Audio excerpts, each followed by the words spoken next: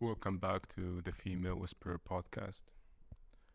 Today, I am thrilled to introduce you to someone truly special, my friend Maddy.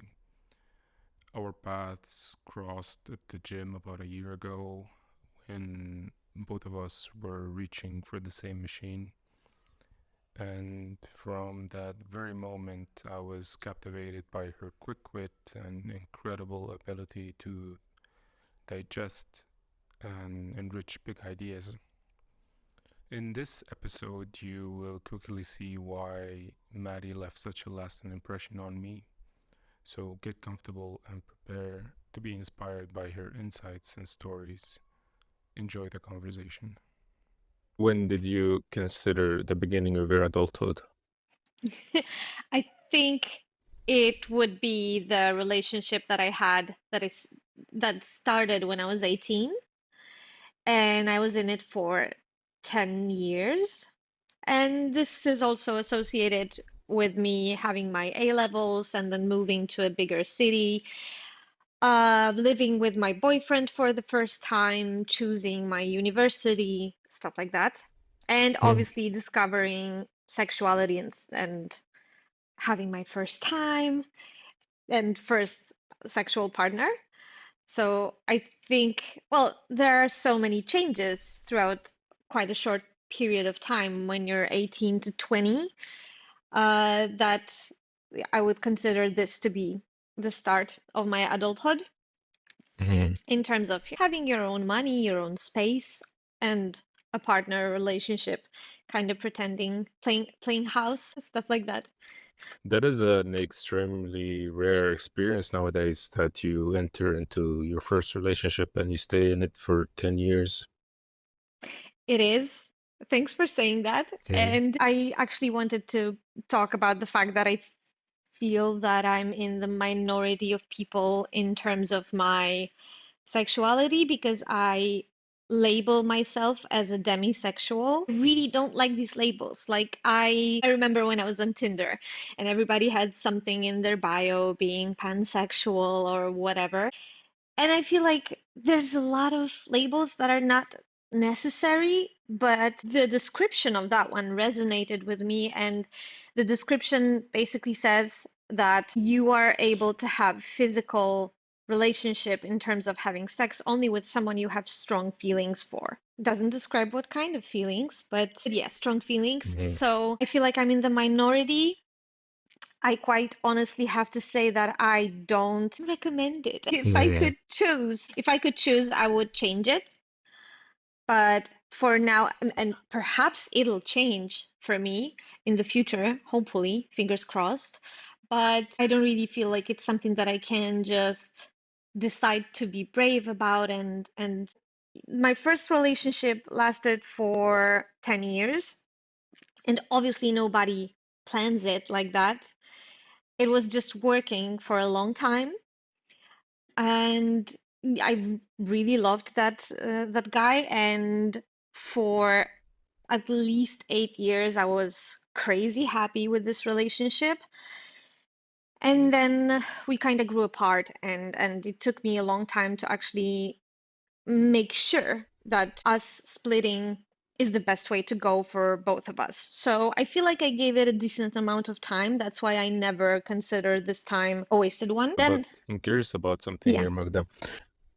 With those 10 years, they must have had their ups and downs, but which period of it would you think of it as the peak of the relationship where it reached the maximum level of closeness and intimacy, and then at some point the the gradual declining where you started to notice that this relationship is not going to last? When did that point happen?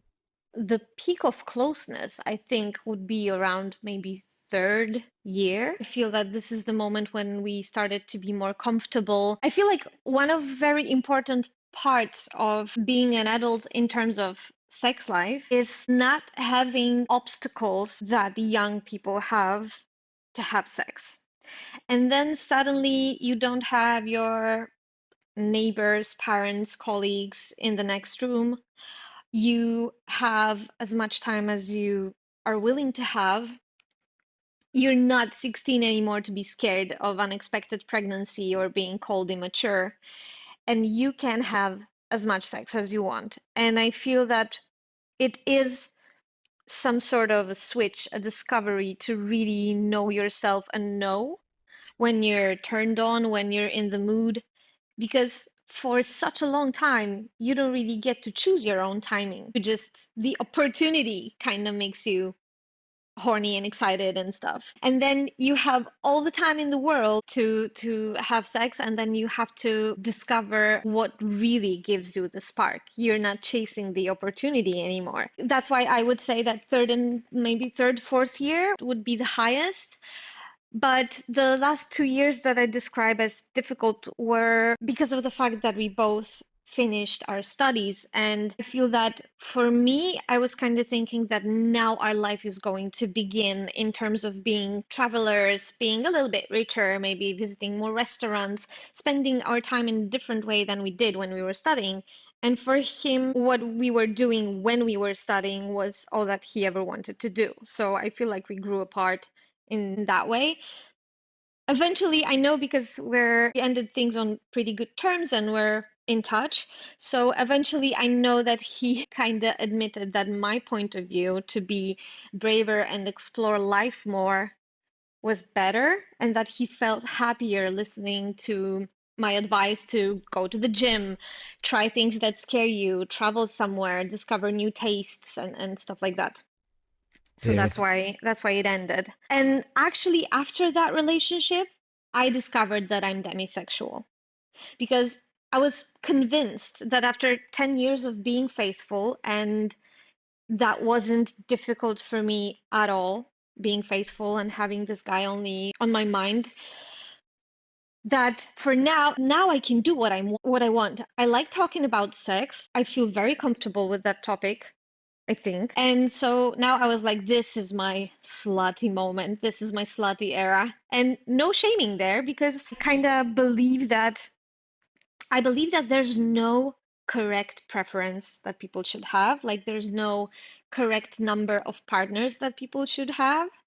Everybody can say that something is too small and too little, and they can laugh it off. People can laugh virginity off. People can laugh at somebody being very open and, open to explore. Like everything can be a bad choice. So as long as it's fine with the person, it's a good choice.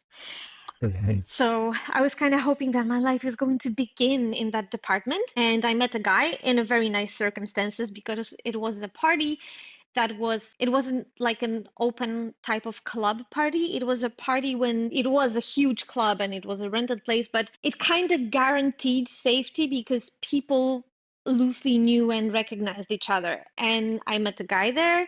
He was CrossFit coach, very handsome, very smooth while talking to me, showing interest but not really putting pressure. And I was dancing with him, I was having a lot of fun, and it was all cool. And then he kissed me, and I went stiff. And I felt that I don't want to do this. This is not fun for me at all.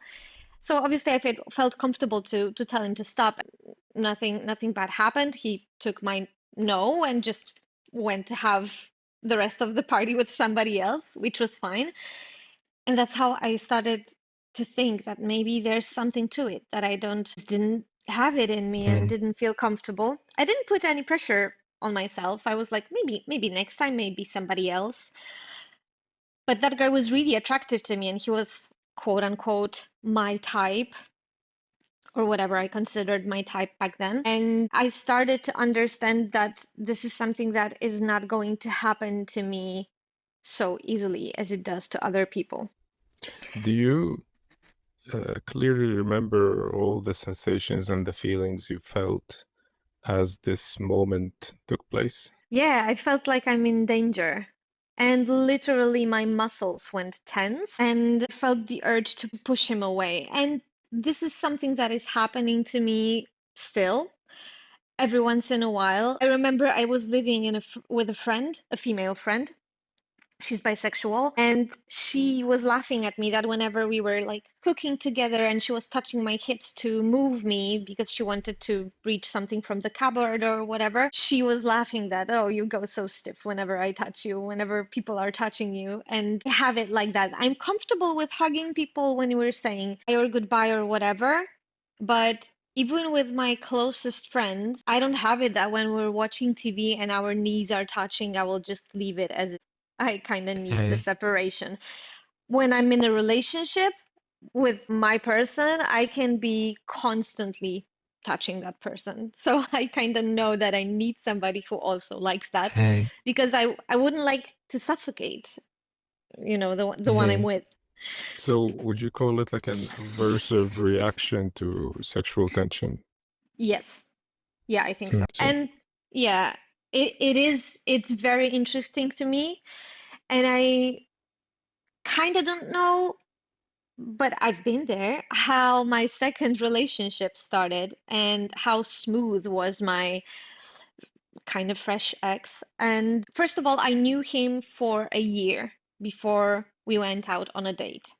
He was in the same circle of my friends, so I kind of got to know him a little better in terms of character, behavior, what he's like when he's tired, when he had a bad day, if he's a kind person in general. And then also when he asked me out, he did it in a very nice way that didn't put a lot of pressure on me because when I was using Tinder, there was a lot of pressure from guys in terms of they are calling a meeting a date. They want it to be a date. They don't build up the tension slower when it comes to touching. I hope that it's not every girl's experience, but I've had this so far that the guy is sitting on the opposite end of table for an hour and a half. You're talking, having coffee, and then he's like, I made like you could see the process on his face. I made my decision. I like you. Let's kiss. Something like that, which is uncomfortable for me. Like there are so many things that you can do. You can hold somebody's hand, touch their back and stuff like that. And I need this build up, I guess. I Yeah. think a lot of people do. And so basically, my ex said that it would be good if we could hang out. We're never bored when we're together. Let's not label that meeting. We'll see how it goes. And he was that type of a person that touches people a lot, like shoulder blades, that socially accepted areas. So when at the end of the date he kissed me, it didn't feel weird at all. It felt Mm. very natural. And also, what happened at the beginning of that relationship is that kind of played it like he really wanted to be in my company instead of being focused on sex, which also gave me a feeling of safety and of a slower build-up of everything. Like when we were partying after that first date, after he kissed me when we were partying with our friends, I knew that there are no obstacles. I have my own place. So I kind of expected him to try to get an invitation to my place. And he didn't push it at all. And I really appreciated that. So when around 2 weeks passed and we were at my place and we were watching a movie, it felt very natural that we started kissing and we eventually ended up in bed. And I felt very comfortable this whole time. So I really appreciated that. Mhm.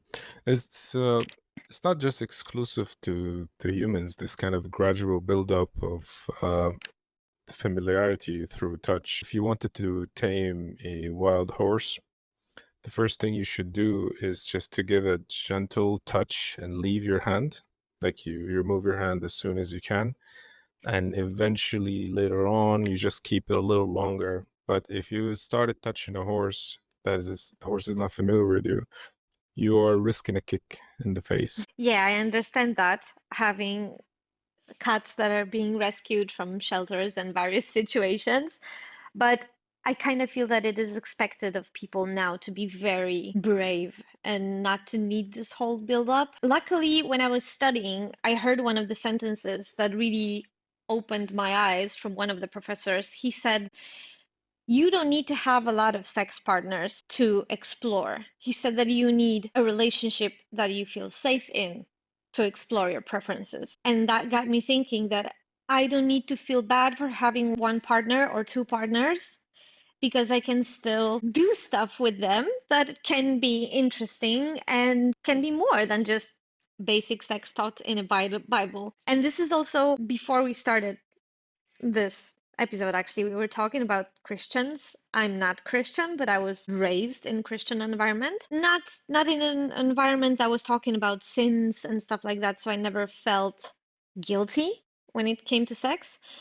But I kind of feel that the way I am resonates with Christian people, is they have a lot of guilt towards sex, and they also have a lot of shame that they're not as open as the rest of society. And I kind of feel that my approach can be the mixture of both.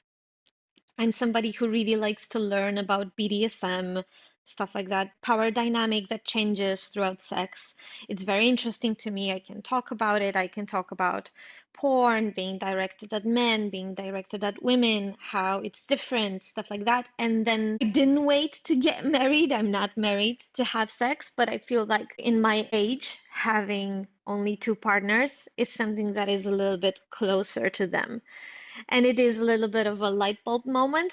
Like, I'm the mixture of both worlds. So, yeah, I wanted to And bring it up. I'm really curious about something here, Maddie. Looking at your journey, do you think that your demisexuality evolved as a result of being in a relationship with one person for 10 years? Or do you think that it existed before and it might have actually contributed to the prolonging of the relationship? Have always been like that because I'm talking about this first relationship that started when I was 18 as a first serious one when I was sleeping with someone. But obviously before that, I was kissing with I had several boyfriends that were not as important, and the relationships were like, 3 months each, when you're like 15 or 17 or whatever. And I've always felt it that I'm not always comfortable with kissing and touching, even though I'm a person that really likes being touched and really appreciates the power of touch when I'm close to someone. So I knew my body was always sending me this type of signal that I don't feel comfortable with this dude. Doesn't matter actually how attractive I find him, it's completely separate to me. Somebody can have all the features that I enjoy looking at that are pleasurable to touch, and yet I go just stiff and I can't relax, and my jaw goes stiff, and I can't kiss someone. I just don't enjoy it. So I've always had this in me. I thought that maybe once I will start having regular sex, it'll get better. Didn't. Maybe now it'll change and get better because I'm at this point where I would really like to be a little bit more free, maybe to enjoy my body. I feel like I'm in a really good place with it. Like I accept it. I'm happy with the way it looks. I'm happy with the way it behaves in terms of being strong and stuff. And I feel like it would be good to just have a little bit of an old-fashioned fun. I'm not sure if I can do it. Did you have any recent attempts to acquire this old-fashioned fun? No, no, but I basically say no to a lot of invitations. I feel that I mean, not that I have a lot, but whenever somebody's trying to invite me to have a coffee or whatever, kind of don't want to waste their time. I know I'm not in that place, that I'm not ready yet. And also, what I wanted to say, something that I was thinking that I really want to share, is the difference between these partners that I've had, because to me it is fairly interesting about my sex life. And because obviously, as I'm the person being kind of focused on having longer relationships, I want to keep the passion for as long as possible. So this is something that I'm trying to understand, how passion works and how to keep the spark. So in my first relationship, when we were having sex, it was a fairly regular sex. I always came through penetration. Like, if I would have to have statistics, it would be at least 99% of the time. I must have been very stressed out or tired not to come. But the way this guy was very straightforward, not really able to play any games in terms of inviting me out on a date and, not talking about bills or whatever, being a little bit more mysterious, stuff like that. I didn't really like initiating sex, and it didn't, after some time, it didn't happen very often for us, even though whenever it happened, I had a great time and I always came and I came very strongly. But with the second relationship, I didn't always come through penetration, but the sex was so imaginative and the ways that were leading to it were so interesting to me that I would almost always be ready to have sex. I would be way more open to have it a lot more often than in the previous relationship. So I kind of feel that because I feel like the world is focusing on orgasms lately and on ladies' orgasms. And obviously, these are wildly important, but it's interesting to me that it wasn't the most important part, actually, to keep me interested. Would you say that in your first relationship, there was little build up to the intercourse itself, and it was somewhat abrupt or sudden, versus the second relationship where there was maybe teasing, there were maybe some power play that was going on that made it a little more exciting? Yes, and I would say that in the first relationship, in terms of build up, I wouldn't only talk about foreplay, but I would also think of personality of my ex boyfriend, and B, I didn't know also how to approach my own sex life, because correct me if I'm wrong, if you have a different opinion, but I think that if you won't let yourself be turned on, you won't be turned on. Like literally, people can rub their body parts in your face, and if you won't let yourself be into it, apart from like purely bodily reaction from looking at, like, I don't know, aroused penis or whatever, apart from that, if you're not open to being aroused, you won't be. You will be thinking about dead puppies and the laundry that you have to do or whatever, and the other person will not be able to bring you to this state. I would both agree and disagree.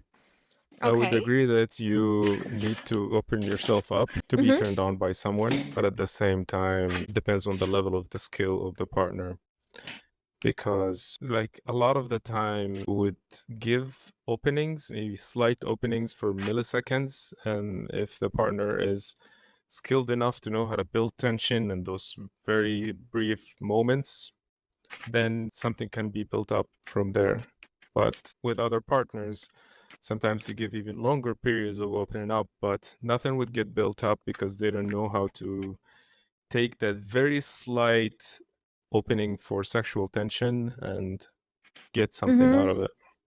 Mm-hmm. Yeah, I get it. That's also how I feel about it. Like when you're just having a normal conversation with your partner and there's a place to make a funny joke that is maybe with a little bit of tension or just move your eyebrows a little bit, it already makes your mind wander. There's a role that experience and skill play here.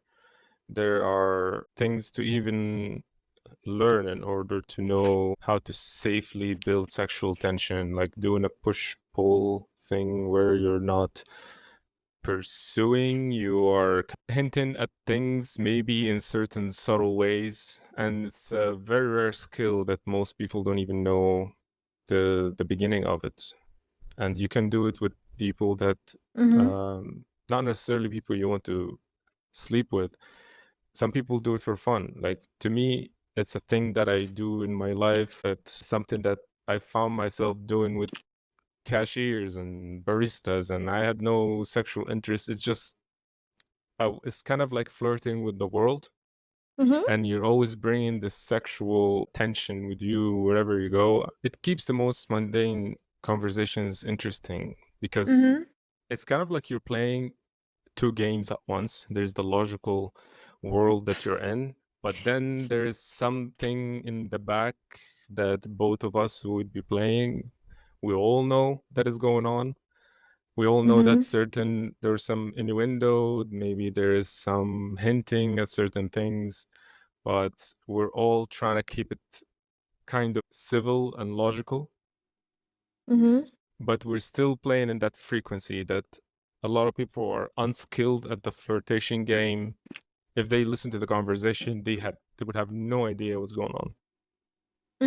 Got it. There are two options there for me, I would say. The first one is I'm very unskilled in that game, or second option, which I'm open to that.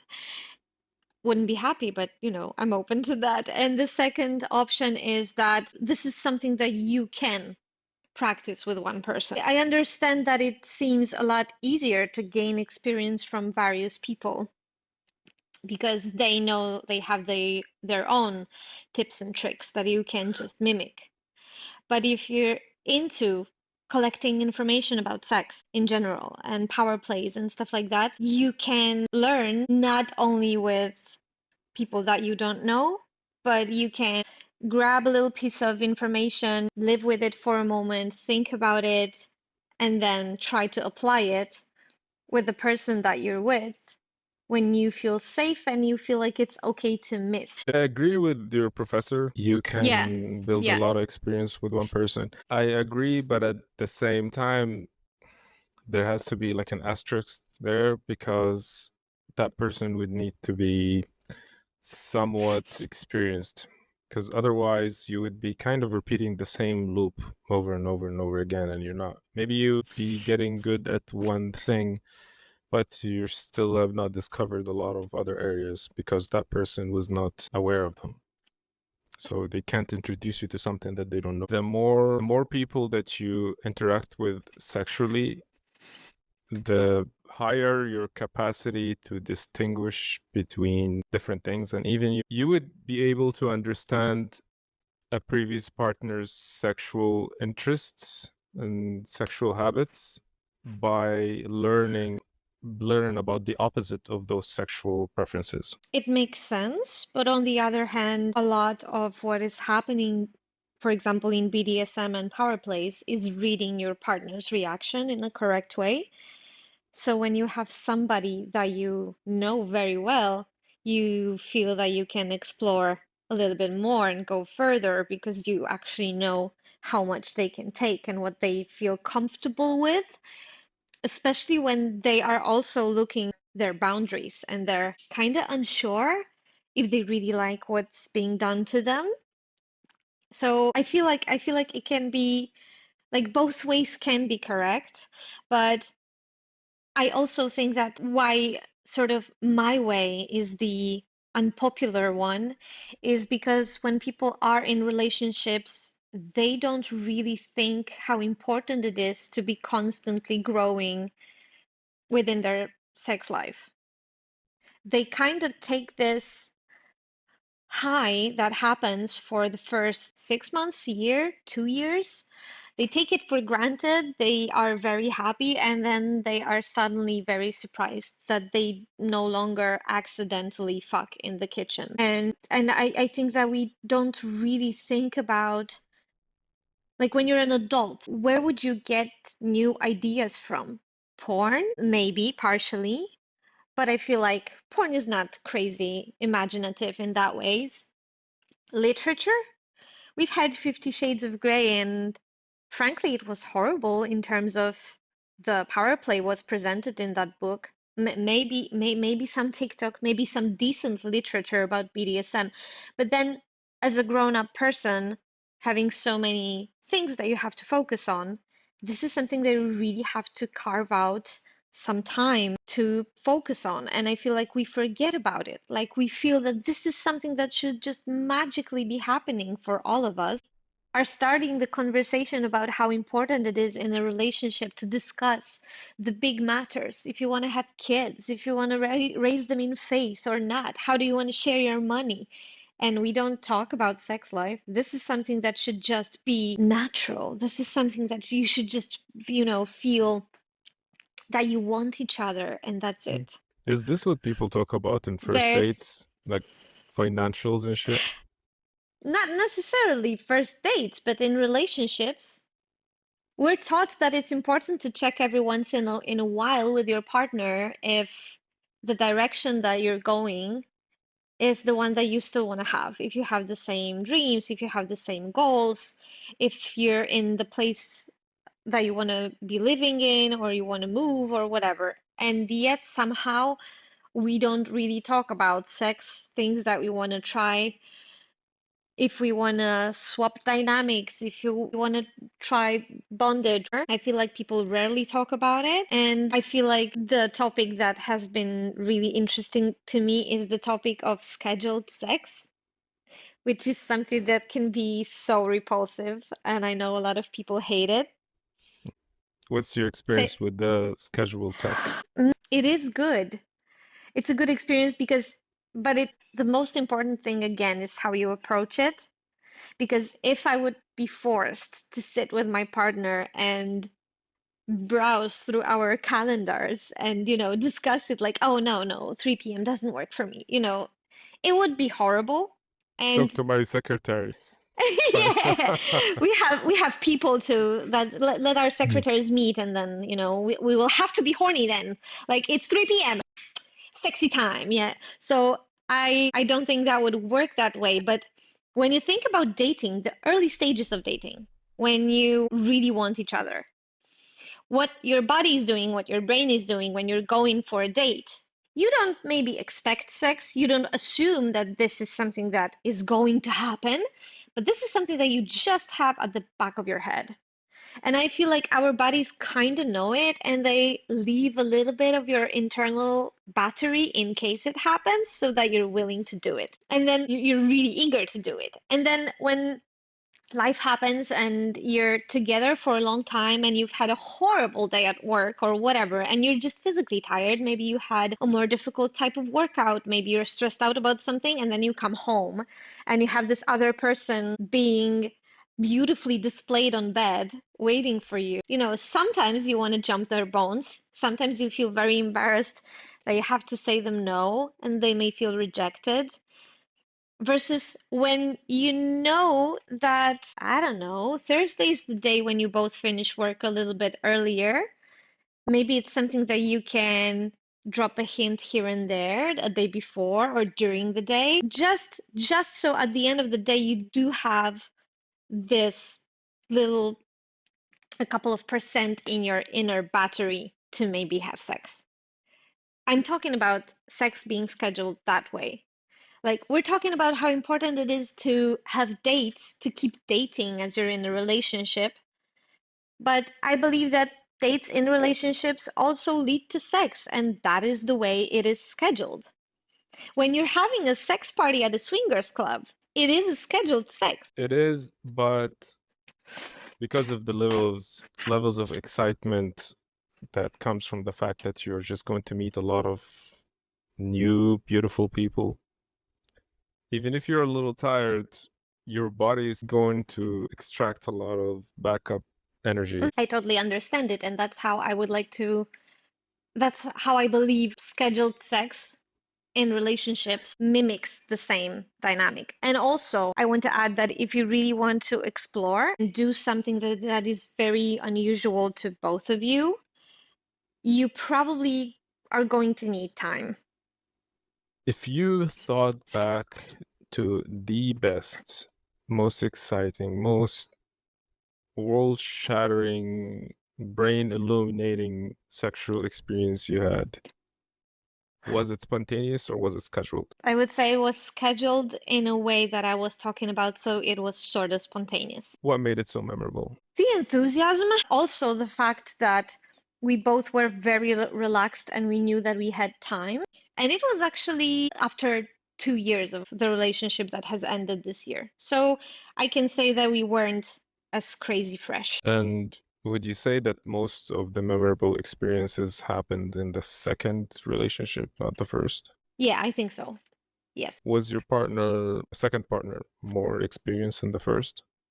Yes. Would you believe that his experience played a role in making your sexual experience more interesting? Definitely yes, at least partially. But I still feel that he was very attached. I don't know how to put it in words. I'll try it. He was very attached to what was working on previous women, and he didn't like the adjustments that I would have liked to have. What kind of adjustment? Was there like a ritual that a new partner is gonna have to go through? No. Some hazing ritual or something? No, absolutely not. I feel like I wonder how bold I'm going to be in talking. Oh, go all the way, baby. All the way. He was very strong, very fit. He told me openly that a lot of things that he learned came through porn, and I felt that it was very exciting for me. I really liked it, but personally, I would have loved it for like 80% of sex. And then the last 20 would be missionary for me to be able to come through penetration. He hated missionary. Like, he loved giving me pleasure. He was that type of dominant person that was really excited about my pleasure, but missionary was so boring to him. He really hated that. And he always had to add a twist to that. And he never left me not satisfied. But for him to say that, listen, the porn thing with a lot of positions when you're using a bit more strength, stuff like that, it's amazing to make me really heat it up. But then to finish it, I would like to go slower, deeper, stuff like that. He didn't really like that. It's less spectacular. And also talk a lot about these things with my friends, female friends. I mean, males too, but with female friends, and they quite often say the same thing that, for example, female space, and by no means I'm not talking about any statistics. This is just anecdotes that I'm sharing with my friends. So it can be minority of women, not majority. But from what I hear in my environment, they would prefer slow down a little bit, have a different pace, have deeper motions or more circular motions instead of very in and out that is very porn-like visual. So I feel maybe his previous partners were always very satisfied with it, and that's how he kind of didn't want to adjust. Maybe that wasn't just as spectacular because it was not using his full skill and strength and potential, and that's why he didn't really like it that much. Maybe that was that part. So, see, again, I feel like I would have to agree with you that having more partners is something that gives you a broader experience. But on the other hand, I really think that me, by gathering the knowledge with only two people and then still literature and thinking about stuff and talking to friends, I still feel like I bring a lot to the table in those topics. It's a two-way street here, Maddy, because you also got accustomed to certain things that you know that it worked for you, and the cycle reinforced itself. And it's kind of like digging one very deep hole versus digging a lot of shallow holes that eventually amount to one deep hole. So if you know that this missionary position is the thing that you got accustomed to, you know that you can work the motion your way, and you can position yourself at an angle where the penis is going to be hitting the G-spot, this very specific rate that you know your body so well that you know how to do it. At the same time, every time you do this, you're actually strengthening those neurons and that have already been binding throughout the whole time. Yeah, I take this into consideration. I always did. But that's why we were also experimenting and we were exploring in order not to strengthen this single pathway. But on the other hand, it's good to have your go-to when I could tell that he, again, as a dom, got really excited by giving me pleasure. And if it doesn't work a certain way, for some reason, my body is not responding. Maybe it's just not responding today to some sort of different position, or maybe the way I'm built is not allowing me to reach climax in this particular position. And then I guess that would be his choice as a dom if he wants to see my pleasure and go to my go-to, or keep experimenting and be okay with the fact that I will not climax through penetration. I feel like I would be open to both, but that would be his choice. You can't just, it's okay to try, it's okay to give yourself time to experiment, to ask for different pace, but at some point when you feel that it's just not happening that way for you, you have to decide what you're doing.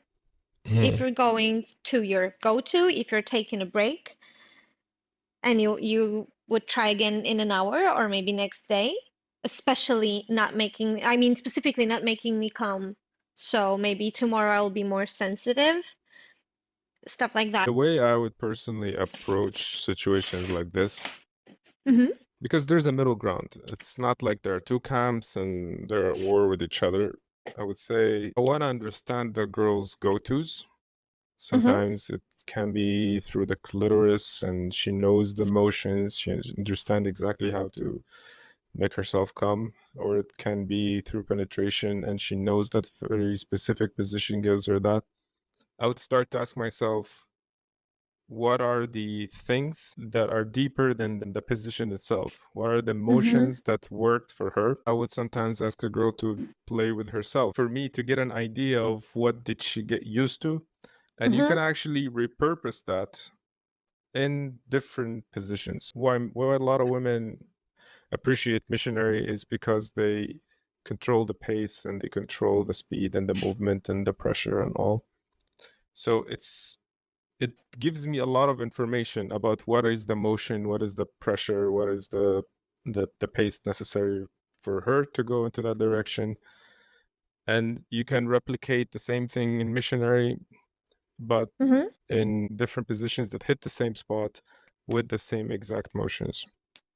Yeah, I totally understand that. And I feel like I don't want to make sex sound like a workout, but I feel like we should all try to keep ourselves as used to various positions as possible. And when you're with someone for a long time and they want to kind of jump your bones, putting you up against the wall, it's super hot. And then you're like, that's not how I like it done. I need to be lying in my bed. You want to keep yourself as flexible about that as possible in order to have more spontaneous fun along the way. It allows you to discover new things. I'm with you on one point that the specific rough play, the power games, a lot of those things can be pretty good at the beginning, maybe as you said, the 80%, but there's still the 20% that takes you to the stratosphere and basically just the finishing line. I don't think of them as separate worlds. I think of them as things you can go back and forth with. And if you did the 80% really well, like the power games and the teasing and the play, then this 20% can be a lot stronger than it could have been. Oh, definitely.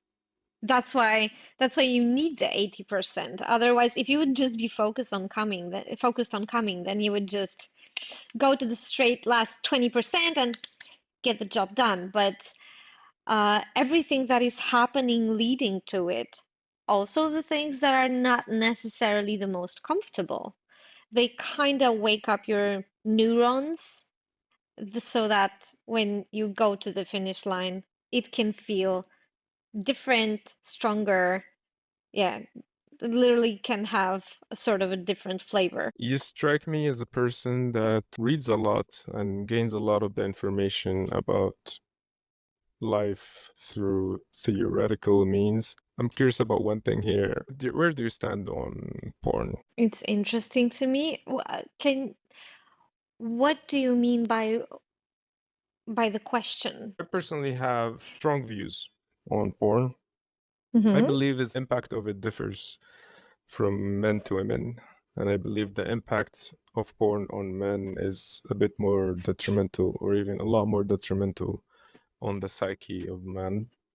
It's not Hmm. just about the lessons that they learn, which could not be very effective in real life, but also the fact that it mimics in your brain, because you're basically lying to your brain, telling it that something works. You're basically telling your brain, hey, there is sex going on right now. I am achieving my existential purpose to pass my genes, not just a woman on a screen having sex with another man. This can have a negative effect on men, as in it makes them feel that they achieved something that they actually have not.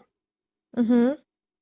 Kind of like eating a fast food burger where there are a lot of empty calories, but your body doesn't know because your body's looking for fat, salt, and sugar, and this is how it knows that it's eating something nutritious, because most of the fat, salt, and sugar was wrapped with fiber and protein. So your body doesn't know that this is fake food. It just enjoys it a lot. Mm-hmm. So this is my view on porn. What is yours? I feel like this is something that you need to have balance with. You cannot be just thoughtless consumer of porn. It can be a useful tool. It can be something that gives you more ideas about new positions, or when you want to masturbate and you want to get turned on a bit more, create some sort of atmosphere for yourself when you're alone. It's useful when you're in a relationship. Sometimes you want to use it as something that will get you in the mood quicker. I'm not fully against it. I don't like a lot of it because I feel like in a lot of it, a woman is just supposed to just lay there and be stretched, and that's it. And I don't really like it. I know that a lot of it is directed towards guys. I may be saying something wrong here, but I usually think that whenever there are down parts like penises and vaginas being shown, penises inserting vaginas and stuff, and that's it. And you don't see the bigger picture, you don't see somebody's pleasure, then I feel like it's more directed towards guys versus female porn is more towards a general picture, the feeling of a guy being stronger than a woman, something like that. So I feel that there's a lot of bad porn that is just pounding, and there's some of it that can be useful, but I feel like it's mostly focused on people who are very used to it and getting more and more addicted to it. But Mm. also, if you ask me about porn in a relationship, I'm definitely not against it. I wouldn't need to know if my partner is watching porn or not, as long as it's not too much. I mean, as long as it doesn't affect our sex life, that's completely fine with me. You mentioned earlier that your last partner was dominant, and Yeah. this is the partner that I'm hoping the first partner is not listening to this, but I would assume the second partner is the one that you enjoyed a bit more. Would you say that you are naturally more submissive in bed? No, I wouldn't. I would say I'm more of a switch. But for this partner, he didn't tolerate any, even the slightest bits of being dominant. So I kind of had to adjust. At first, I went into it exploring if I will like it, and I liked it a lot. I was okay with it. I didn't really, the dynamic that we had in the relationship, in the way we approached each other while talking in life and then also in bedroom, felt that I didn't feel the need to be dominant in bed. I don't know if this is if I think if our dynamic in life outside of the bedroom would be different, then maybe I would feel the need to be more dom. Is there a lot of intersection between the dynamic in real life and in bed? I think so. I think so. I'm not sure. I didn't have enough relationships to maybe test it the way I would like to. If I believe that if your partner has a tendency to prove you wrong a lot or underline that he just knows better, then maybe you would feel the need to sort of pay him back in the bedroom. But I don't know. I didn't experience that. So more of a conflict resolution arena. It's where gladiators meet to settle their debts. Do you mean in real life or in bedroom? In battle. No, not really. I think it was just in him, also connected with his size as a person and strength that would be really against him to pretend like I'm dealing the cards here. What do you expect from your next? Oh, that's an amazing question, actually. I didn't think about it, you know? And okay, it's a perfect time to actually do think about it. Do you mean in terms of our sex life or in general? Let's start with the sex life and then transition to the general. Okay, I don't know if I'll be open to transition to general, but in terms of sex life, I would definitely, the most important thing is the communication, the willingness to talk about things, not leaving everything to reading the other person. I really appreciate it, and I feel like it's a very important thing to look at your partner and know if they're liking what you're doing or not. I feel like knowing this opens the door to more fun, but you can make mistakes. So it would be really amazing to have somebody who can talk to me about these things and is not blushing all the time. I understand that these may be not the most comfortable conversations people have, but they're important. It would be really important for me to have a partner who likes to experiment. He doesn't have to be prepared, but just be very open to try. I also feel like I would really expect my partner to understand that as the time goes by, how we want to quote unquote schedule our sex. It wouldn't be the only way for us to obviously have sexual tension only because we scheduled it and only on scheduled time. Not like that. But when life gets tough, it's a good tool to have. These are definitely the things that I would. So, if I understood you correctly, you're saying that it's important for the partner to be able to read your body, but at the same time, it's the slower way of discovering each other. And perhaps if there was a faster way to exchange information about your desires and needs, that's going to save you a lot of time of trial and error. Definitely. I feel like having the conversation, the most basic one, to have a safe word, is already a lot. Because I kind of want to have somebody who would be willing to explore my boundaries, or being close to them can make the other person feel hurt, scared, physically not like something. And having a safe word, explains when you should stop. Because sometimes somebody's facial expression looks like are not enjoying it, but they want to check, they want to see, they want to give it a minute. So I feel like that would be important for me to have a partner that is mature enough to establish this, for example, safe word with me. I want to share a little thing here, which I remember it for years. One of the guys on TikToks, a couple of years ago, he had a lot of BDSM content, and he shared that he actually has 6 colors with his partner. Sounds crazy. It may be considered a lot, but green is obviously everything's great. Yellow is she's hesitant. Red is a no-go. But he explained that these 3 colors were about the body. And so when they were doing it in some sort of weird positions or whatever, he was like, give me a color. And she was telling him. So he knew if it's, for example, painful for her, or if she's willing to give it another moment to try, or if she's really enjoying it, also in positions when he couldn't see her, like her face. But as this was the person that also had some triggers from the past, some traumas and stuff like that, they had another 3 colors. I don't remember the color scale that she was giving him in terms of her physical, mental approach. So when they were having sex in some sort of weird positions or, power play, whatever, he asked her when he felt hesitant on what to do, he asked her to give him a collar. There were moments when she was really enjoying what he was doing to her in terms of her body position, but her mind got her triggered and she was getting a little bit worried or scared. So she gave him a different set of colors so he knew if he's supposed to change what he's doing physically or if he's supposed to adjust the mood a little bit. And I didn't come across these signals that often. That's why I remember it, and I found it so interesting because I remember, what's it called?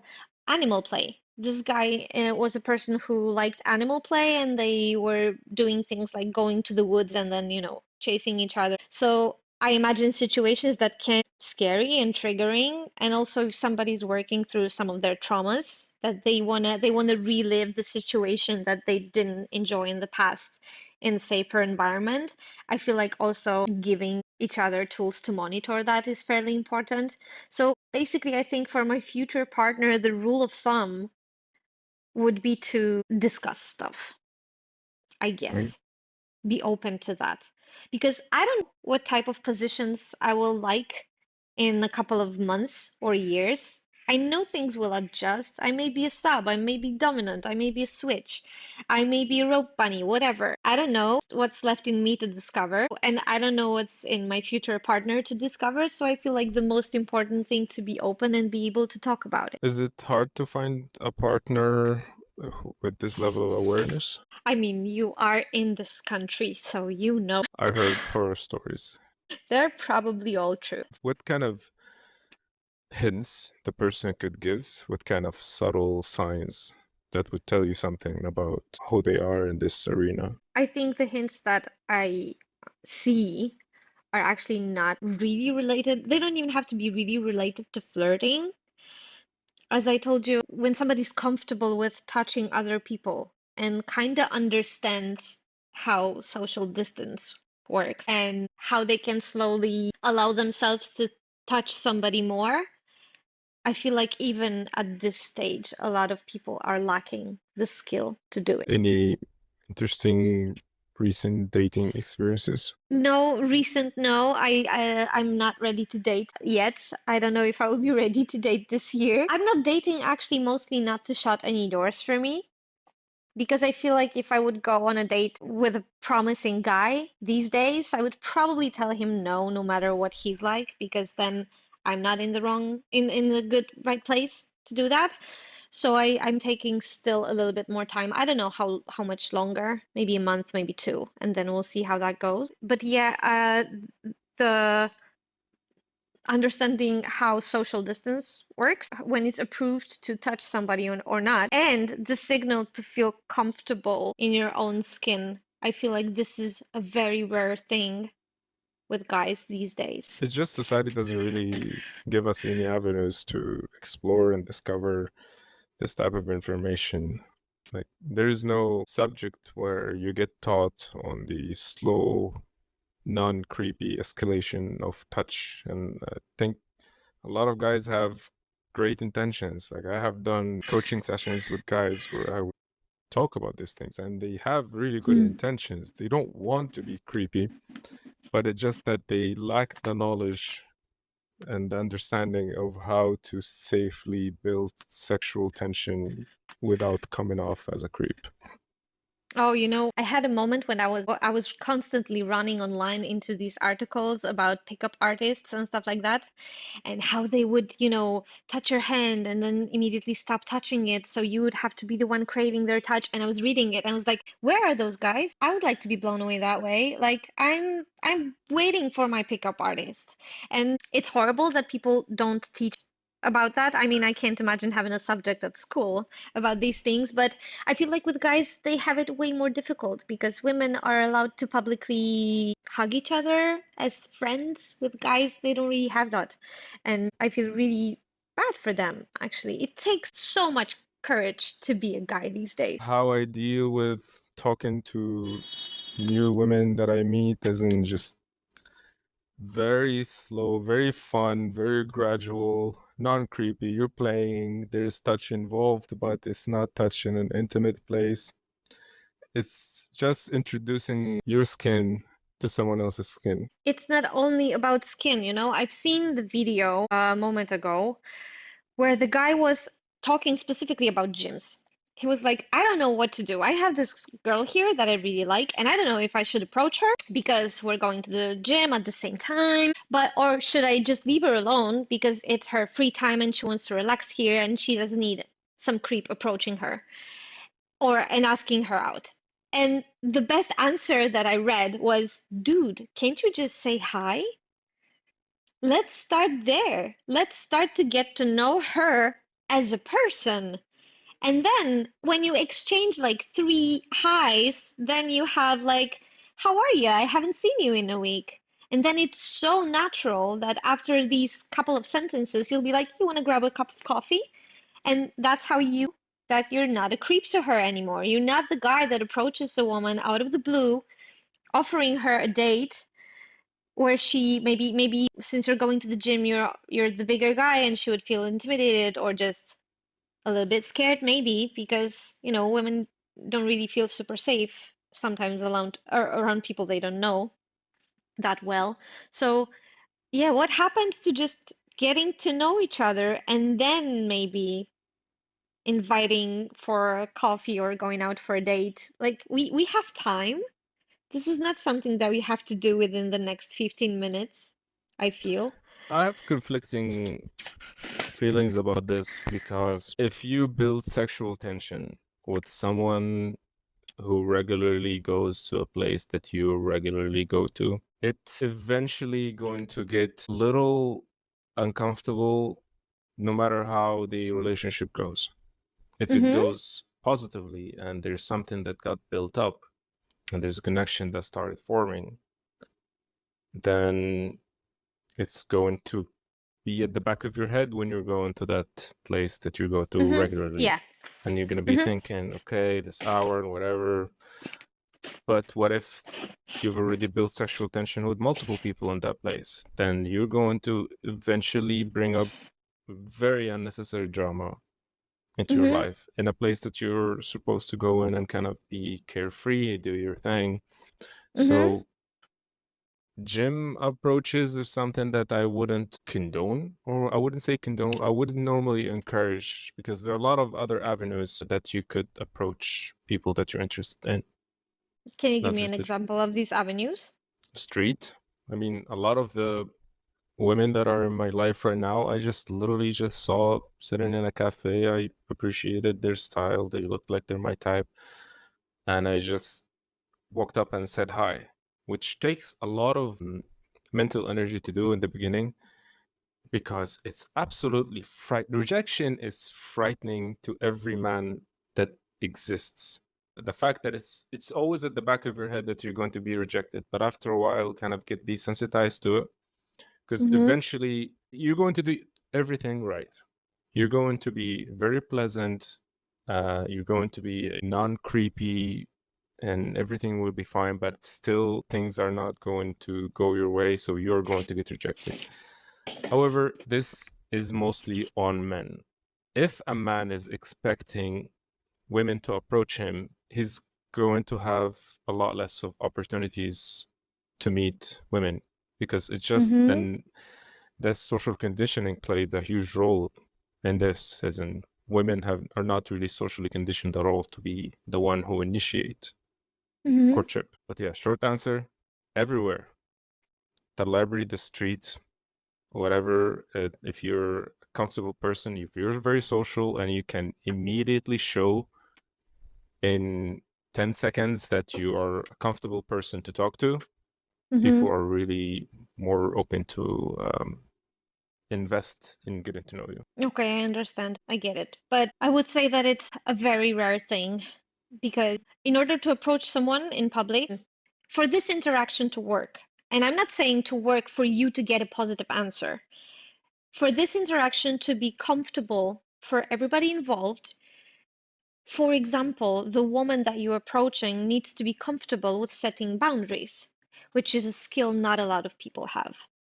Because if she's comfortable with setting boundaries and she wants to say no, she can do it in a way that will not be with a sting of rejection to you.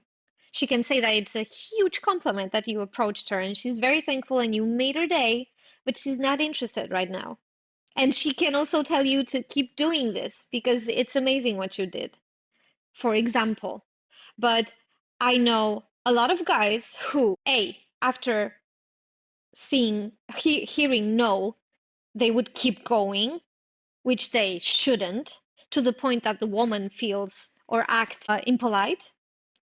And B, I know a lot of women who would immediately feel some sort of offended and be like, dude, you're disturbing my quiet time. Like I'm in the cafe having a coffee on my own, finishing my book, fuck right off. And I feel like as a society, not a lot of us are in a place to handle this situation well from both ends.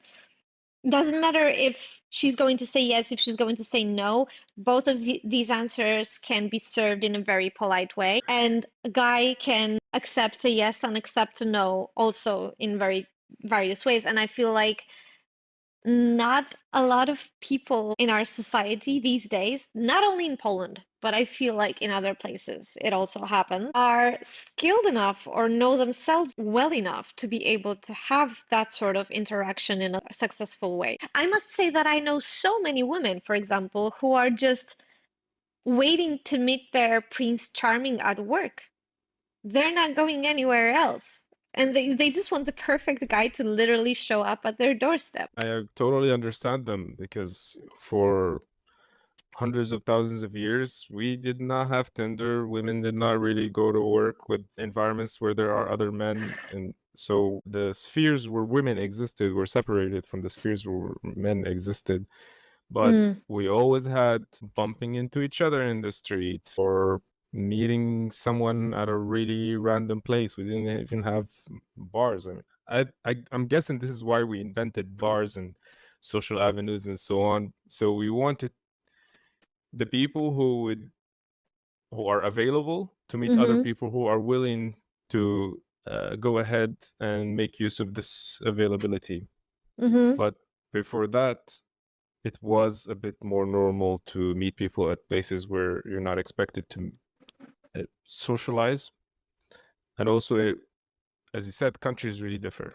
So a country like Poland, there is a huge segregation between strangers because a stranger is a stranger. However, try to go to Brazil and stop people from chit-chatting with you in the street. That's not going to happen. People are just naturally attuned to getting to know each other randomly in the street. You know that I've actually had an opposite experience. I mean, opposite experience in terms of a lot of people that were very talkative in Stockholm and a lot of people that were very cold and distant in Spain, which is supposed to be such an inviting country because everybody has this southern personality. Yeah, but that's just my experience, so I guess just a little anecdote on the side. Well, that's an interesting experience with Stockholm. I consider Stockholm to be my hometown in so many ways. And the way people socialize with strangers there is just not intimate. Like people are going to have chit chats. They're not going to be really interested in getting to know you. It's just going to be, hey, we're killing time. We're standing in this queue for the next 10 minutes and might as well talk to you about the weather. Versus the more intimate experiences or the intimate encounters that you would find in more southern countries where people are just going to start telling you about their family or something. Maybe. I never had a chance to actually try to build a friendship in Stockholm. I'm talking purely on the level of chit-chatting. So I don't know, you're probably right here. Yeah, but in terms of approaching people, it's funny because we all dream about this magical person just approaching us in the right moment, blah, blah, blah. And then when it happens, quite a lot of people feel just uncomfortable because they don't know that person. They're feeling uncomfortable because the person who came up to them felt uncomfortable about it. If the person approaching felt that this is normal, this is comfortable, I'm chit-chatting, I'm saying hi, I'm not really trying to take up time, then it's going to feel comfortable. And it takes quite a bit of skill and a lot of social interactions to be able to set a comforting atmosphere as the approacher. I mean, I agree with you a lot in theory, a lot. But it happens quite a lot that when somebody's very comfortable in their own skin and they're approaching somebody from this cheerful, playful point of view, also when they're talking and leaving them some sort of an open door to finish the conversation, some people are so nervous and shy. It doesn't matter how you act, they will still be very blocked with talking to you. And I can tell that it's very interesting also when it comes to the sex balance. For example, when I know that people feel the most comfortable when, from my experience, when a couple is approaching them. When the couple is approaching them and a woman is from that couple is talking to them. That's how they feel the safest. When it's just a woman, not necessarily. When it's just a guy, not necessarily. Whenever there's trouble, something's happening, or you want to help an older lady to even get her bag on the stairs, she will feel the safest when the woman is talking to her and the guy will get the bag. If it's just a woman talking to her, she will never agree to do that. If it's just a dude, maybe. So I kind of Couple of feel that dudes. it's a couple of dudes. I don't know. I've never been in that situation. But yeah, I feel Let's like, go less PC and a more controversial couple of black dudes. oh, this is something that I wouldn't experience in Poland. Yeah. Sorry. But yeah, I can tell that in the gym also, or generally in life, I'm pretty open. I mean, I can talk to anybody and I immediately act like somebody's my friend. And I can tell that some people feel blocked. I'm not approaching them to ask them if I want to have coffee with them or just join their table or something. Sometimes, even when it's a cashier and I'm paying for something and he already feels stiff and uncomfortable. Not everybody is accustomed to being approached in a kind way. We had this tradition of the drop in the handkerchief. Are you familiar with it? So women sometimes push the man to make the interaction and give maybe subtle hints or signs. And this is why a lot of women have the bitch face as well. Because the bitch face, what it says, it doesn't mean like that's the thing I talk a lot about with other people. The bitch face really has nothing to do with the personality. It only tells you that this person had encountered a lot of negative experiences with strangers in the past, and they tried different ways to be in their own world, but the only way that worked is pretending to be a bitch. Because I feel very comfortable with setting my boundaries, I would say. And I feel like I can precisely tell somebody when they're crossing me without offending them, without making them feel ashamed or uncomfortable. So that's why I'm pretty open to talk to somebody in the street, because I know that I can defend myself when the conversation is no longer pleasant. And not in a physical sense, but I can tell someone that what we've had here is enough and I no longer enjoy it and I don't feel comfortable in this situation and I would like to leave. Naturally, it happened to me a couple of times that somebody didn't listen to me. Mostly, actually, to be fair, most of that type of experience were in clubs when I was dancing, I was out with my friends, and guys just didn't take no for an answer. But I was usually with a group of friends, so there was always somebody like jumping in the middle and separating me and the dude. Yeah. But it is kind of a scary thing to discover that you, even when you're a woman and you work out and you're strong for your frame, you are weaker than most of guys. And so it is something that is terrifying. Actually, I have an anecdote here. I don't know if you remember the Me Too movement, but I remember my friend, a male friend, being very chatty, very skilled with approaching women, and very open to talking to women in public to just try and maybe start a conversation, very comfortable in his skin. But I remember that when this movement started and he was reading all the stories on Facebook, he approached me and he was like, "You know what I did? A couple of weeks ago, around 10 p.m., when it was already dark outside, there was a woman waiting for the tram on the station, and I wanted her to feel safe. So I approached her and I started talking to her because I wanted her to feel like she has some sort of company, that, it's dark and she doesn't have to be alone in this neighborhood.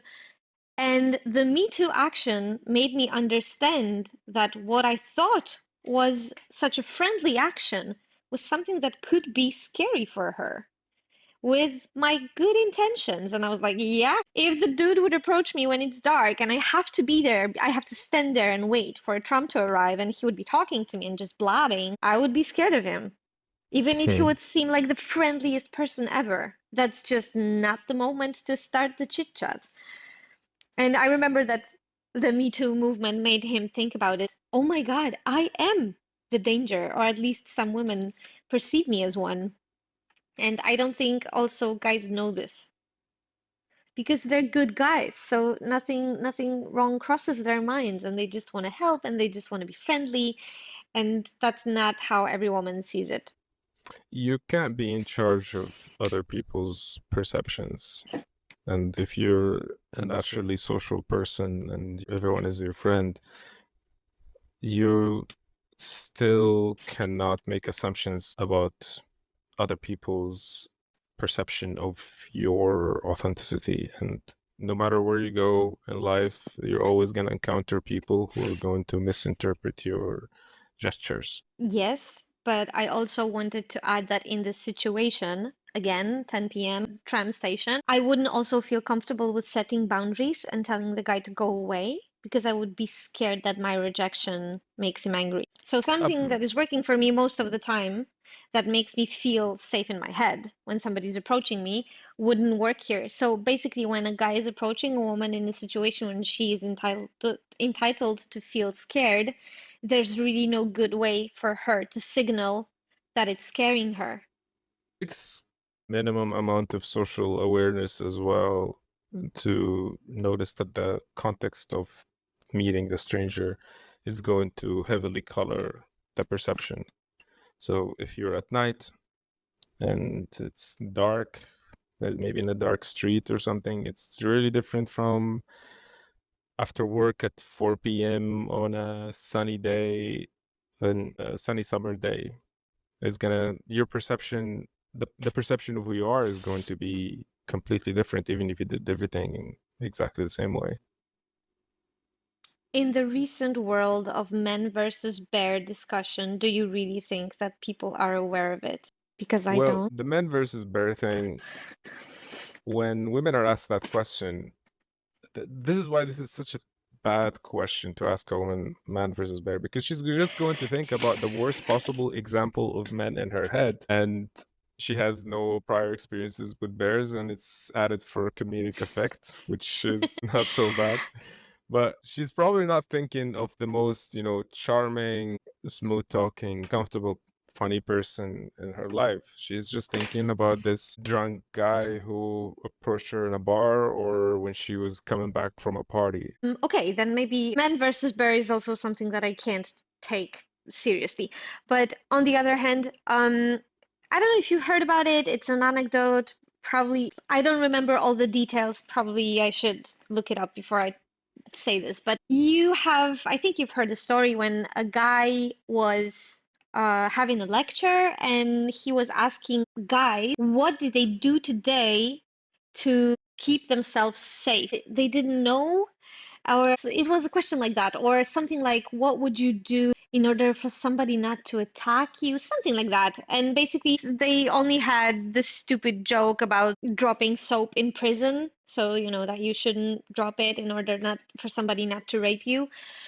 And then this dude asked women the same question, and they had bazillion of answers. When I was walking home, I held my keys in my hand. I checked 3 times if I'm locked in the bathroom, in the public restroom before I used it. I was looking around my shoulder if somebody's following me or not before I went into this darker street and stuff like that. And for many guys, when I talk to them about this, they are so surprised. I remember when I was talking to a guy who was just discovering Tinder, one of my friends, and I was like, I can guarantee. Oh, well, I'm 99% sure that every woman that you're dating has a friend who knows exactly where she is. And he was like, no way! Way. That's what girls do most of the time. Probably there are exceptions to every rule, but I feel that for guys, they don't know it. They feel so comfortable walking in the dark. And just like this friend of mine, he wanted to help. He wanted to give this woman a sense of safety with his presence. And then he discovered that it's not his fault, but he may actually make her feel more scared. This awareness of this internal world of women, it's something that, as you said, is like, I would say even 99% of men are just completely blind to. Mhm. And I noticed it very early on when I, started really going on a lot of dates where I would not, like, I didn't really pay attention to it until I noticed that women constantly share locations and so on. Mm-hmm. So I would sometimes, just to cast more of a safer atmosphere, I would even tell her about my address, and I would joke, okay, tell your friend I'm actually living at apartment 13. That Mm-hmm. way.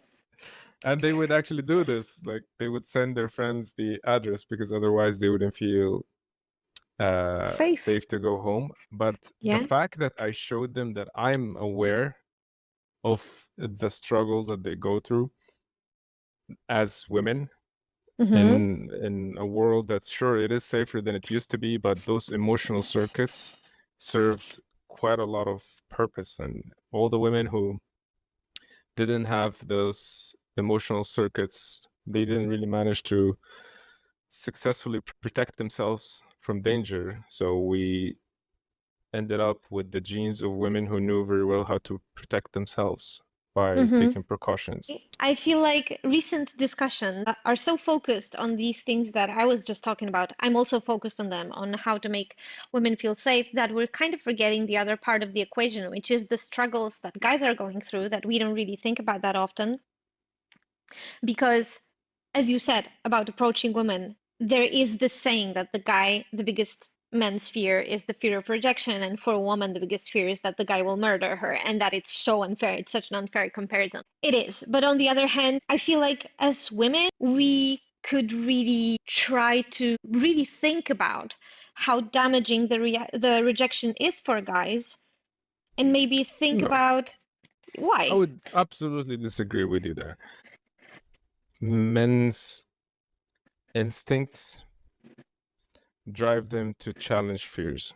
And we have, my opinion right now of how men live is that they started becoming very sensitive to a lot of the things that men 100 or 200 years ago would brush off.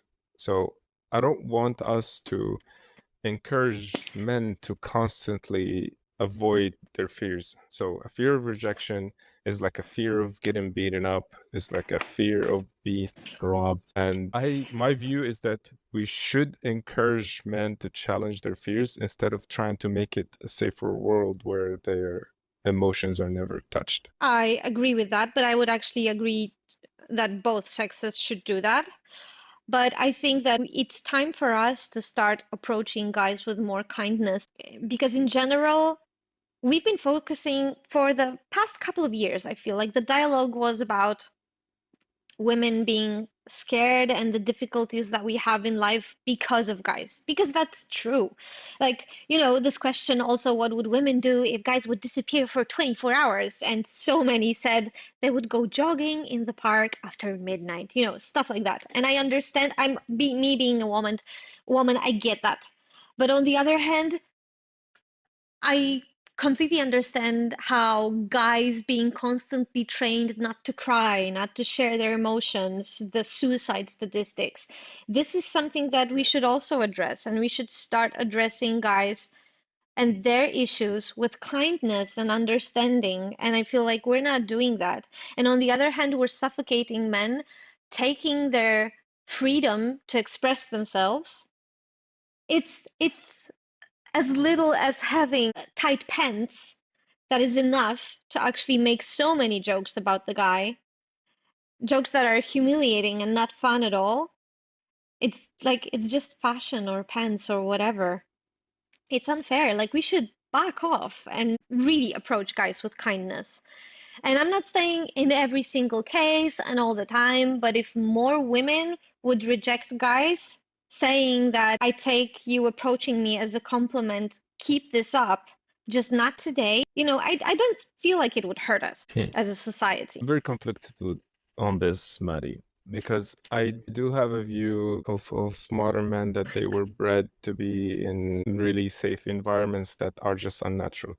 Like right now, we live in one of the safest countries in the world. Poland's crime rate is one of the lowest worldwide. It's like Japan in some ways. And while this is really good in so many ways, In other ways, it is also casting a mindset on men to teach them not to be able to survive in the real, actual, harsh human environments. Because the Polish society or the Japanese society is very artificial. It's not representative of the human nature. It's representative of what could a group of people do in order to create a society that is free of violence and crime. Mm-hmm. But if all of this would disappear tomorrow and we're back to hardcore nature where you're going to have to fend for yourself, you're going to have to use this strong body that Mother Nature gave you, a lot of men wouldn't be able to have psychological aspect that goes with the usage of their actual internal strength. And while we should create kind society for everybody, not just for men and women, I still believe every man should be able to harness like this gift that nature gave him that just society killed in him. I believe in it. That makes sense. But on the other hand, if you're the unlucky one and your family didn't prepare you for this because they didn't have the skill, they've had different point of view on that, and they didn't raise you to be the man, you're fucked. You don't have anyone who would kindly led you that way. And you don't understand the harsh way because you've been sheltered from it your whole life. So the bottom line is we still have to be kind. I mean, we don't have to, but I feel like we could all benefit from kindness. I see your point. So what you're saying is that because of the conditioning to use your strength and challenge your fear didn't exist in a lot of spheres in society for men when they're growing up, a rejection is going to hit them really hard psychologically. They're going to start Yeah. to doubt themselves. They're going to start to build negative views of women. And this is why they have a really thriving red pill community. It's basically full of men who genuinely despise the female race because they see them as the sexual selectors in a place that they felt unlucky in. And if those men were bred to have stronger personalities, trust me, they would get a lot less rejection from women, and because they have internal belief in their value, and their value is not dependent on a stranger's view of who they are. I completely agree. But being in this point right now, making the situation harsher for them will not build them up. Approaching them with kindness may. If you would approach red pill community and give them bravery and strength, I feel like that they will just, like, as an immediate reaction, I feel like they would just go on the streets and start raping people. But if you would gently build their true, deep confidence within them, so they wouldn't be scared to approach women and hear no, and after hearing no, they would be like, I'm an okay guy, she just said no, then I feel doing it that way would maybe eventually lead them to be braver and stronger guys. But if you do it rapidly without them having tools, without them knowing how to direct their aggression, fear of rejection, their negative energy, they would probably do it in a way that is harmful for others and themselves. In that sense, I agree with you. So there should be two simultaneous processes. We should allow men to build character and not be heavily dependent on other people's views of them. And at the same time, do this gradually by not shunning them and by not getting them to develop harsh reactions to women. I also recently read a study about building confidence, not confidence in the way you look or the way you feel in your own body, but building a trusting relationship with yourself. And it was about keeping the promises that you make to yourself. And see, there's a problem with that because usually when people make promises to themselves, they don't take them seriously, or the way they create these promises, these are so harsh that and so hard to actually follow through that nobody would do it. Like when they have these, I'm never going to eat sugar again. Of course you will. You just have to know how to have the type of promise that you can actually follow, and then doing it daily will reaffirm your belief that you're the person that can control your sugar cravings. And then you move to the next thing, but we are never taught to do that. So you can say also the food and exercise relationship that people have is, I feel, a very good indicator of those things, that it's all in or nothing. And whenever people make a promise to themselves, they're like, I'm going to start jogging 5 times a week. And they can't make the promise to do it once a week and then after a year be like, I ran 52 times. I bet I can do this twice a week. Yeah, but we don't really do that. And if these dudes would, make a promise to themselves that they would spend less time in front of the computer, they would leave their apartments and maybe try to approach someone. They would try to build a lasting friendship with a friend that they have met online or at work or wherever. And they would do these things first. And then they would understand that, see, I'm a guy that was able to build a friendship with one dude, and I have a friend now, somebody I can rely on. This is something that will be very empowering. But I only read about this study and I don't hear a lot of people talking about it. And I feel like it would solve a lot of our problems, actually. But when somebody's lonely and this loneliness leads to frustration, they don't really know how to get out of this state. They, as you said, they don't know how to get out of it, and they get this surge of adrenaline to go for that midnight run for the first time after they've not been running for many years, and then they'll be like, oh fuck, running sucks, I don't want to do this, it's hard. Oh, yeah. Yeah. When they finally try and they just, stick their nose out of the door of their very safe room, probably something discouraging will happen. And they just will either they will get angrier or they will not just, take another try again. And I kind of feel like I'm now using this, image of a guy sitting in front of his computer, but I feel like it's also happening to guys that fit outgoing with a group of friends. It doesn't really matter. The mechanism is the same. I couldn't imagine this guy that supposedly has it all opening up and telling somebody that he's actually unhappy and he doesn't know why. I feel like it's the same thing. It's the same type of bravery, and we're not taught how to do that, how to work on this. Hence the We, suicide rate in young guys. Maddie, this is something that all of us go through. Every single one of us has a couple of sticking points. It's because we don't really know what the right next step is. We only have a fantasy of the final image of who we are going to be. And we do it through two ways. The first one that when you talked about is that you give yourself small steps and then trust your ability to execute those steps. And also build in a habit, because our brains are very habit prone.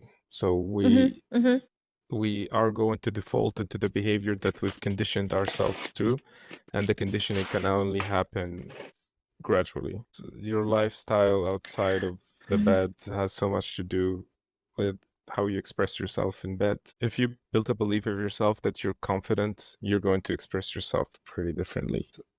Yes, definitely. Definitely. And also liking your body is crazy important here. Oh, but actually, that made me think about one more thing about males, which is something that I would also like to address, is the fact that I would actually like to hear your opinion, because I quite honestly hate the fact that we expect guys to be always willing to have sex.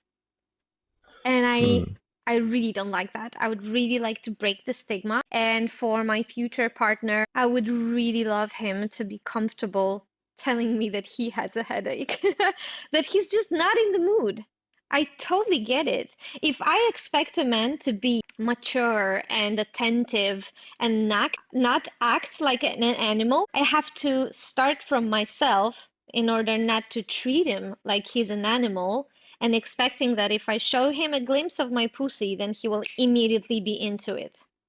It's unfair. Related to the ego here, Maddie, because Sex for the absolute majority of men is a very ego-driven thing, and they get the affirmation of who they are as people by the reaction they get from women. And this puts a lot of pressure on women because now they're gonna have to pretend that they like that thing that the man didn't like because they know there is a period of depression that he's gonna go to if you told him that he sucks. Yeah, that actually circles right back to my requirement of being able to communicate with my partner. Because if I want to teach him how to treat me in bed, he needs to be open to be criticized. And I'm not saying for me to be mean and be like and tell him that Yes. he has a tiny cucumber over there or whatever, because that's not something that I would ever do. But he needs to also work on himself to take my opinion on what I need as an opinion and not an action to actually make him feel ashamed or like less of a man. And I would like him really to pay attention to what I'm saying, consider it, and be brave to try to introduce it into our sex life instead of just being offended by it. Maddy, So, Maddy, yeah. you are walking on thin ice here. This is the separation of ego, male ego, and sex is one of the most difficult journeys a young man would have to go through. And if they did not go through it at an early age, there's a very slim chance that they're going to build this separation later on in life, which really sucks. I'm just gonna be open here. I never pretended to have an orgasm when I didn't. And if you're the guy who's mature enough, you will appreciate it. Because you will know if I tell you I had an amazing time and the sex was so good that I'm blind for 10 minutes after, then you will believe me. And it will really feed your ego versus you not being open to criticism or just feedback, not necessarily criticism, but when you're not open to feedback, you don't want to introduce changes. And then I wouldn't do it, but I would feel forced to pretend that I had an orgasm. It doesn't benefit anyone. You don't learn. I'm not happy. You're not becoming a better lover. It's stupid. I would need someone who could take this honesty. I learned a long time ago that we shouldn't be heroes who try to fix people's personality flaws. And I think being sensitive to criticism is a big, big personality flaw and probably one of the most common one. And the way that I deal with it is just by choosing not to surround myself with people who don't have the capacity to grow and learn and separate their emotions from actions. I get it. I would like to just have a partner that would understand why I'm giving him the feedback. Because I'm giving him the feedback eventually to feed his ego in the long term. If the ego is involved in a positive way, it's going to be involved in a negative way. Kind of like in meditation, if you are constantly craving the right feelings and avoiding the wrong feelings, then you're never going to be able to separate yourself from the negative emotions. You're always going to be vulnerable to life's changing currents and constantly moved by how people think of you as a person. I get it. But still, the bottom line is the same.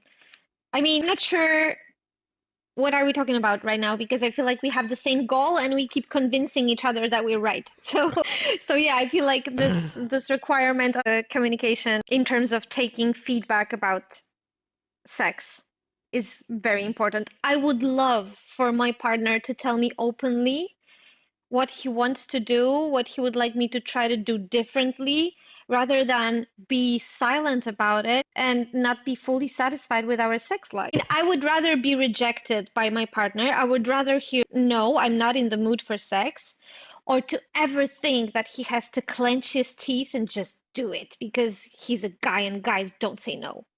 That would be such a horrible thing. Yeah, he needs to No, rock your no. world every single Yeah. night. Yeah, and he just has to be in the mood, even though like he's really thinking about laundry or the meeting that he has had today and it was fucking horrible. I don't want that. I want somebody like I offer an extreme level of loyalty. Also, when it comes to sex, when I'm having sex with my partner, he's what I'm thinking about. I'm not thinking about any actors, movie stars, whoever. This is the guy that turns me on. His body, he's everything. And I'm willing to express that. If he would likes me to be vocal and talk about it, okay. If he would prefers me to be silent, also okay. I just need to know this.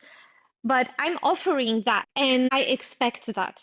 I want the guy to be present, to be focused on my body, not when he's not in the mood and he's just trying to get it up and he needs to think of some bigger boobs than the ones that I have. Because that is a humiliating and horrible thing. And that's what I'm looking for. So I'm basically fucked and I will be alone forever. I believe that those men exist, but at the same time, we're going to go back to this issue of conditioning. When you ask women about their opinions of men, emotional vulnerability, they don't think of it as emotional sensitivity. What they mean, but they want when they say they want a man who is emotionally vulnerable, is a man who is willing to express his thoughts, opinions, and emotions.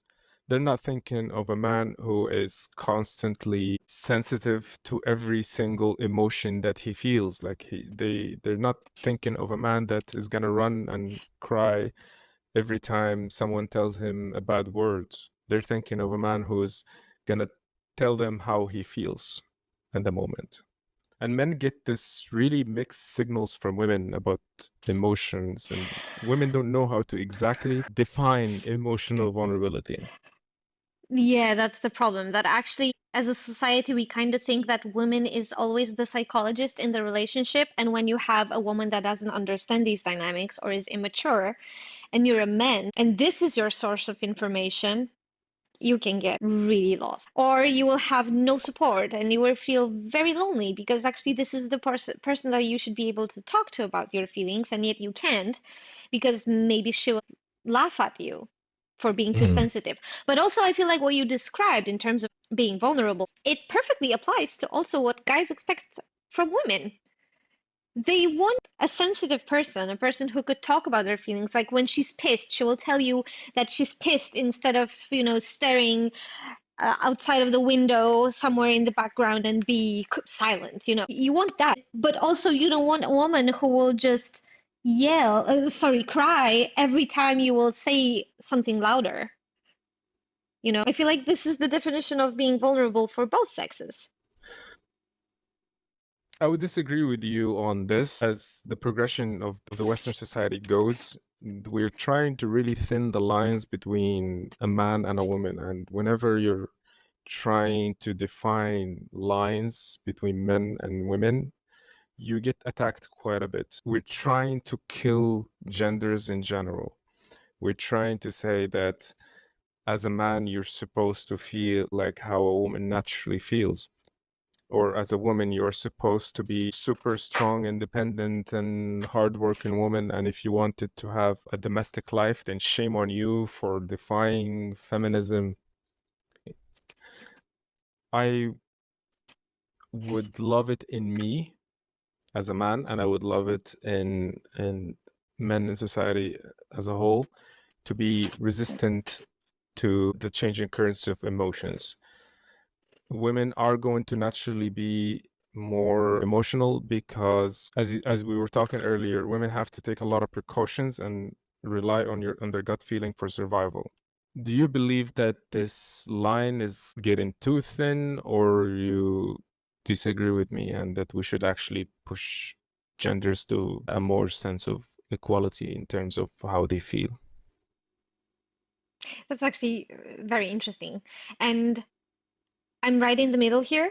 I feel like there are so many things when we should stop addressing things as being associated with males or females. Like I feel, for example, that it's so unfair that we think that women are good with dates and guys are horrible, so it's okay that they forget birthdays or anniversaries or something. That's not true. This is mostly also about guys who remember about every important meeting at work. But when it comes to their private life, they're suddenly horrible with dates.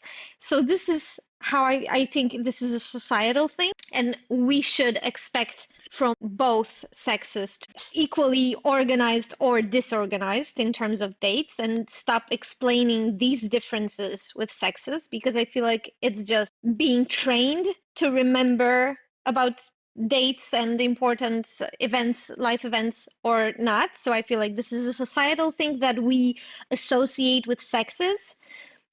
And that's where I would think the line should get thinner.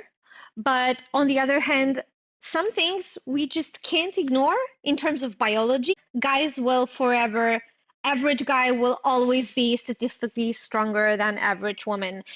Guys have, I believe you have testosterone shots every 15 minutes that goes into your bloodstream. So whenever you make a decision that a woman isn't happy about, she should wait 15 minutes and then ask again. We have our own cycle that, uh, like, I know when I'm sad because of my hormone, and I know that it's unstoppable. It's not something that I can chase away with a cookie. Like I could on a bad day, so I feel like in terms of these differences, we should explore them.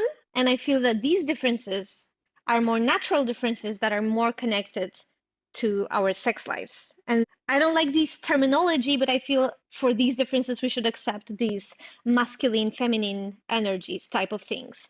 But I feel that we're using these masculine and feminine energies for the date thing and for our obligations and for things that are actually not connected with our sex at all. And we're blurring the line, trying to pretend that female body is equally as strong as male body because we try to make everything even.